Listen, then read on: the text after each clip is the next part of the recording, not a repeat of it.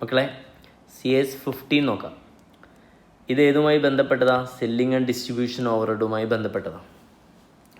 Okay, selling and distribution overhead എന്ന് പറയുമ്പോൾ നമുക്കറിയാം, കോസ്റ്റ് ഷീറ്റിൽ നമ്മൾ direct material, direct labour, direct expense, prime cost, add factory overhead. അപ്പോൾ എന്ത് കിട്ടും? വർക്ക് കോസ്റ്റ് കിട്ടും. Add office and administration overhead, അപ്പോൾ കോസ്റ്റ് ഓഫ് പ്രൊഡക്ഷൻ കിട്ടും. പിന്നെ ആഡ് ചെയ്യുന്നതാണ് ഇത് selling and distribution overhead.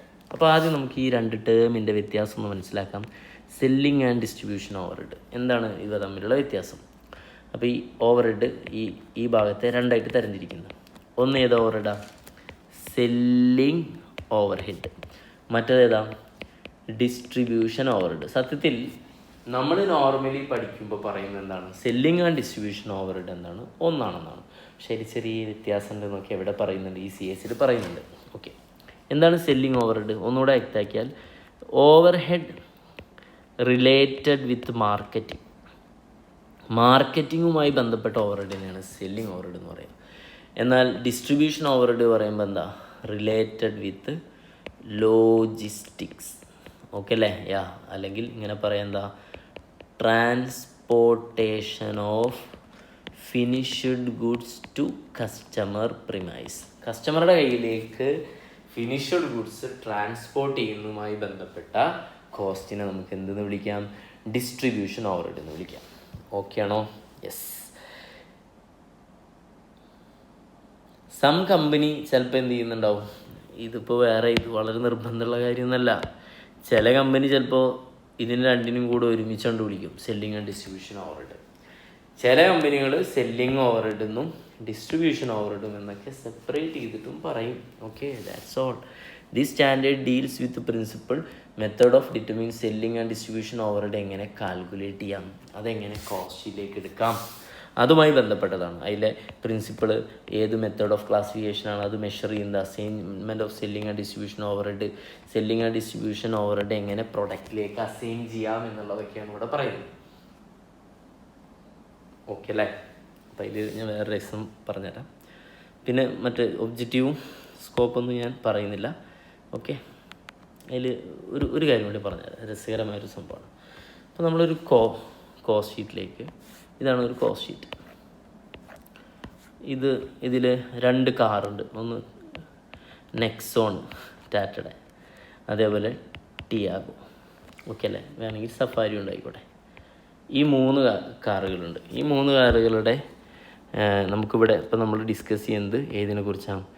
Selling and distribution ഓവർഹെഡിന് SND എന്ന് ഷോർട്ടാക്കുന്നത്. സെല്ലിംഗ് ആൻഡ് ഡിസ്ട്രിബ്യൂഷൻ ഓവർഹെഡ് ഇവിടെ എഴുതണം. ഓക്കെ, അപ്പോൾ ഈ സെല്ലിംഗ് ആൻഡ് ഡിസ്ട്രിബ്യൂഷൻ ഓവർഹെഡിലെ ഒരു ഓവർഹെഡാണ് വെയർ ഹൗസിൻ്റെ ഏതാണ്? റെൻറ്റ്. ഓക്കെ അല്ലേ? അല്ലെങ്കിൽ മറ്റൊരു എക്സാമ്പിൾ ഷോറൂമിൻ്റെ റെൻറ്റ്. ഓക്കെ അല്ലേ? ഷോറൂം എന്ന് പറഞ്ഞാൽ എന്തിനുള്ളതാണ്? വെയർ ഹൗസ് എന്ന് പറയുന്നതായിട്ടുള്ള ഷോറൂം എന്നുള്ള വാക്ക് ഉപയോഗിക്കുകയാണ് കാറിന് നല്ലത്. ഈ പറയുന്ന വെയർ ഹൗസിൻ്റെ ഉദ്ദേശം എന്താ? ഷോറൂമിൻ്റെ ഉദ്ദേശം എന്താ? അപ്പോൾ വലിയ ഷോറൂം ടാറ്റ ഹൈസൺ മോട്ടോഴ്സ്, എവിടുത്തെ? തൃശ്ശൂരിലെ. ഇവിടുത്തെ ഈ ഷോറൂമിൽ ഇട്ട കാറുകൾ, ഓക്കെ അല്ലേ? കുറേ കാർ ഇങ്ങനെ ഡിസ്പ്ലേക്ക് വെച്ചിട്ടുണ്ടാവില്ലേ? ഈ കാറിൻ്റെ ഇപ്പോൾ ഈ മൊത്തം റെൻ്റ് കൊടുക്കുന്ന, ഈ സ്പേസിന് കൊടുക്കുന്ന റെൻ്റ് 5 lakh ആണെന്ന് വിചാരിക്കാം. ഓക്കെ അല്ലേ? ഈ 5 lakh നെക്സോൺ ഇവിടെ ഉണ്ട്. ഇത് നെക്സോണാണ്. ഇത് ടിയാഗോ, ഇത് സഫാരി, ഇത് സഫാരി. ഏറ്റവും കൂടുതലിട്ടുള്ളത് ഏതാണ്? സഫാരിയാണ്. അപ്പോൾ ഈ 5 lakh ഏത് പ്രപ്പോർഷനേറ്റ്ലി വീതിക്കണം?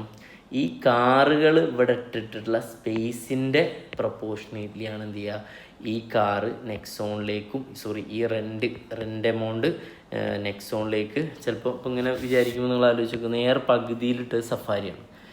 പകുതിയിൽ സഫാരി ഇട്ട കാരണം 2.5 ലക്ഷം രൂപ അവിടെ പോകണം.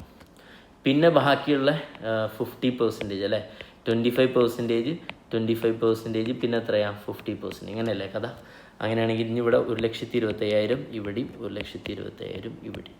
അപ്പോൾ ഇതൊക്കെ മാഷിനെ എങ്ങനെ കിട്ടിയെന്ന് ചോദിച്ചാൽ ഇതൊക്കെ ഇതുമായി ബന്ധപ്പെട്ടതാണ്. അപ്പോൾ നമ്മുടെ അടുത്ത് ഈ CS ഇപ്പോൾ അങ്ങനെയൊന്നും പറയുന്നില്ല. പക്ഷെ അതൊക്കെ എങ്ങനെ ചെയ്യാമെന്ന് പറയുന്ന CS ആണ് ഇത് എന്നുള്ളതാണ് ഇവർ പറയുന്നത്. ഇപ്പോൾ ഫോർ എക്സാമ്പിൾ ഇവിടുത്തെ ഒരു ടേമാണ് എന്നെ അവിടേക്ക് നയിച്ചത്. എന്താ അസൈൻമെൻറ്റ് ആൻഡ് ഡിസ്ട്രിബ്യൂഷൻ. കണ്ട അസൈൻമെൻറ്റ് എങ്ങനെ ഈ പറയുന്ന സെല്ലിംഗ് ആൻഡ് ഡിസ്ട്രിബ്യൂഷൻ ഡിഫറെൻറ്റ് ഡിപ്പാർട്ട്മെൻറ്റിലേക്ക് ഡിസ്ട്രിബ്യൂട്ട് ചെയ്യും എന്നുള്ളതാണ് ഇവിടെ. ഓക്കെ അല്ലേ? Yes, that's all about this particular CS.